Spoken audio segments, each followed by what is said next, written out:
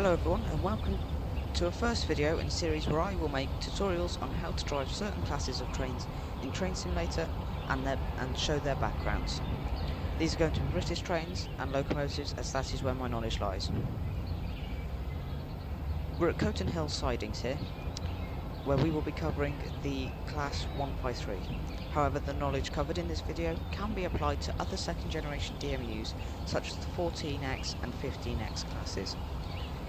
We'll talk you through the history of the DMU, show you the cab, and then drive a short way to Craven Arms. The Class 153 is a single coach rail car derived from the BR Class 155 diesel multiple units. They were converted in the early 1990s and were originally designed to run on rural branch lines where passenger numbers did not justify the longer trains, and to boost the capacity on trains with a higher passenger volume. In the late 1980s, regional railways took delivery of 35 two-coach Class 155 units built by Leyland Bus at their Workington factory to replace older first-generation DMUs. After the Class 155 entered service, there emerged a further requirement for the replacement of aging rail cars, mostly the Class 121 and 122 units. British Rail decided to meet this need by dividing each 155 unit in the regional railways fleet into two separate rail cars, which could then be converted for use independently, which would create a fleet of 70 vehicles. Because the vehicle was originally designed to have a driver's cab at one end only, it was necessary to retrofit one to the other end of the vehicle. The new cab is smaller than the original one, but still encroaches into the vestibule area, as the original positions of the exterior doors were not changed during the conversion, and the original space between the vestibule and non-cab end of the vehicle was not sufficient for a cab. The difference in cab sizes is visible from the outside of the vehicle in real life, and the difference has been modelled by Just Trains, as shown here. This is where the original cab would have been on the Class 155 unit, and this is where they've had to fit a smaller cab. The units are fitted with BSI automatic couplers and are able to work in tandem with other multiple units so fitted, which are classes 142, 143, 144, 150, 155, 156, 158, 170 and 172. The maximum speed of 75 miles an hour was unchanged. It's at this point I should mention that I have the Major Wales revamp of the Class 153, which provides the Transport for Wales livery, new LED headlights, new keybinds and other minor fixes, such as removing the shininess of the wheels. Once in the cab, you can see there's a MCB panel behind the driver, where you can isolate the driver safety device if you so wish. To the left of the driver, there is a standard Westcode 3-step brake, with positions release, step 1, 2, full service and emergency. Above, there are screen heater switches, cab fan switch, cab light, instrument panel light switches, and the compressor speed up switch, which will increase the rate at which the main reservoir pressure is increased. We also have gearbox fault lights. Above this is a NRN radio panel, or National Radio Network, which has been implemented with a self-test. Welcome to the remote radio test unit. Please leave your message after the tone. This is the NRN radio test call.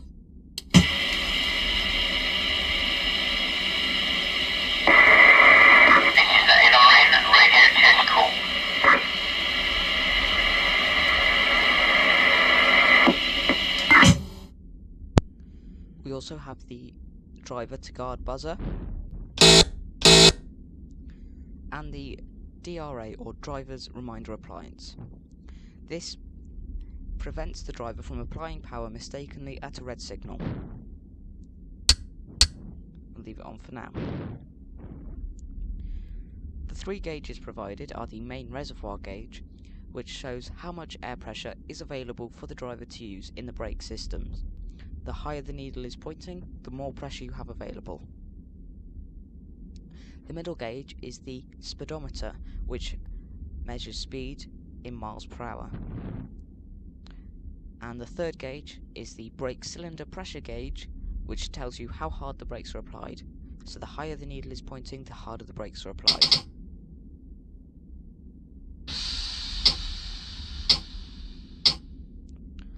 Below that we have the light switches, which are the headlamp light, which provides day and night positions, the marker light, which provides marker and tail positions, and the destination indicator light, which illuminates the exterior destination boards.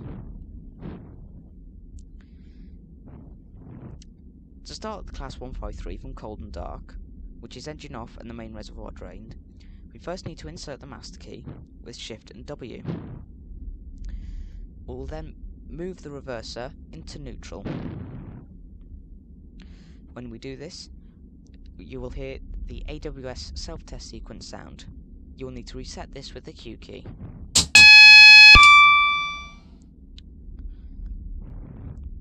We can then set our exterior lights. Because it is only 8 o'clock in the morning, we will set them to day and set our marker lights on. We can then go to the rear cab and set the tail lights. When we go back into the front cab, due to the way Just Trains have set up the unit, the reverser will move again to neutral and we'll have to reset the AWS. We can now go outside and set the destination. I'm going to set it to Newport because that's where this train would continue on if I were to drive it. So it should just come up there.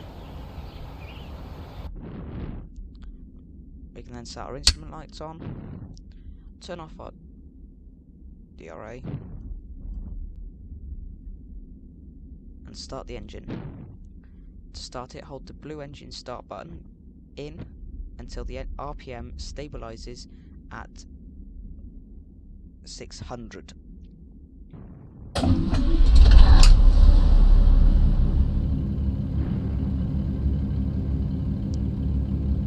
To set the destination blind with the Major Wales revamp, you'll need to use the F7 and F8 keys. But for the original Just Trains version, it's Control F12 and Control Shift F12. When we set the reverse to forwards, we'll hear the TSD self-test sequence sound. We will again need to reset this with the Q key.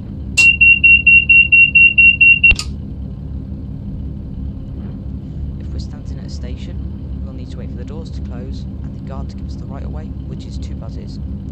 We'll then need to return this by pressing the guard's buzzer button twice. We now turn off our DRA, release our brakes, and set the power to notch 3.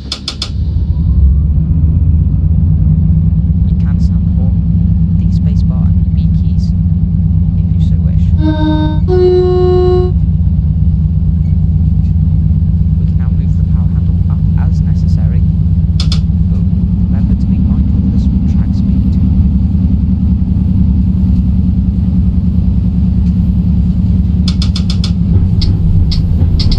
If we overspeed or need to slow down,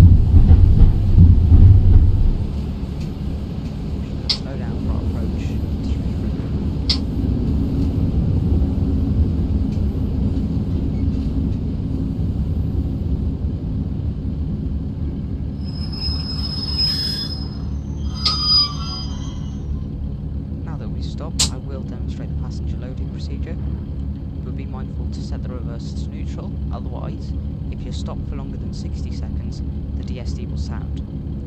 However, on this train, we can hear the alarms externally, which is quite a nice feature. To begin the road procedure, press T. To your right, the car will do this, but we can't. So it's straightforward. Once the passengers have been loaded, the doors will automatically close, and the guard will give you the right of way after a short delay. You'll then need to return it, set the reverse forwards, and I don't know why, but it will sound the DSD again. I don't know why that happens, because we've already set up the train and the self-test has already sounded. So, if you happen to know why, feel free to put it in the comments.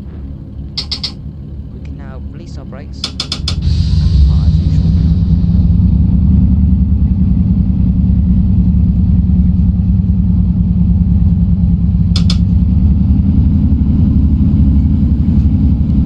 Now accelerate up to 15 miles an hour.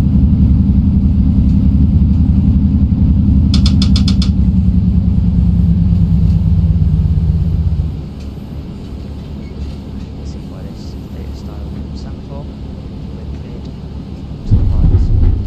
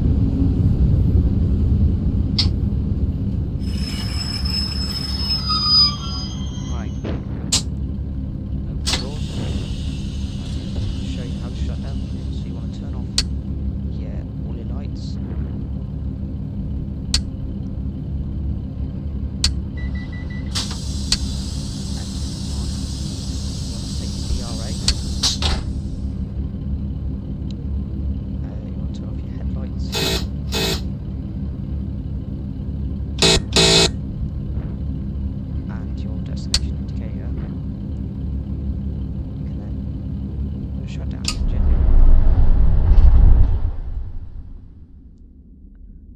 Set your rest to off. And take out the master key. So now, what have I done? There, that should fix it. No. Thank you. Right. So that's the end of today's video. Hope you all enjoyed watching, and see you again in the next one.